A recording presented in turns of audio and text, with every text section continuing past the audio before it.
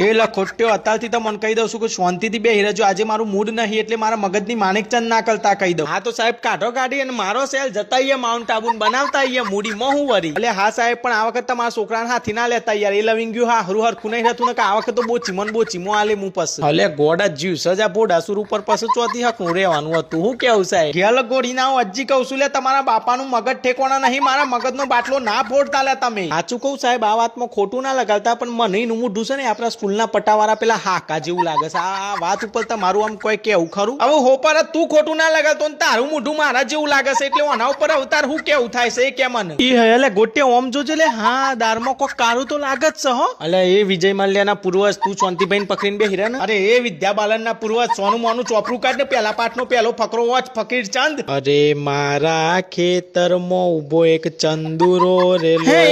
અલે ઉભો રે ગોરીના, આ તો કવિતા છે, ચાડિયાની જગ્યાએ ચંદુરો ચોથી ખેતરમાં જઈને ઉભો થઈ ગયો. એ બધું સાહેબ આ કલ્લુ કાકરીએ કર્યું છે. મારામ જેટલા પાઠ હતા ને વિમાન બનાવીને ઉડાડ નાખ્યો છે, ના ચાડિયાની જગ્યાએ ચંદુરો લખી નાખ્યો છે. કોલસાની ખીણમાંથી મળેલા હીરા બેટા, આપડે બીજા પાઠનો પહેલો ફકરો વાંચો સાહેબ. અરે ભાનુ પ્રતાપ ના વાઉચર ગોળીના, તું વાંચવાનું ચાલુ કર. એક ગામ હતું, ગામમાં એક ભેંસ હતી. ભેંસ કાળી હતી અને બે સિંગરા હતા, બે આંખો હતી, ચાર પગ હતા અને એક પૂંછડું હતું. અરે ભેંસાસુર, પછી આગળ તો બોલ. એ ભેંસ આખી કાળી હતી પણ એના પૂંછડાના વાર ભૂરા હતા, એટલે એને ભૂરી ભેંસ કહેવામાં આવતી. એ ભેંસ ઘાસ ખાતી, પૂરા ખાતી, તો પણ એ આપતી તો દૂધ જ હતી.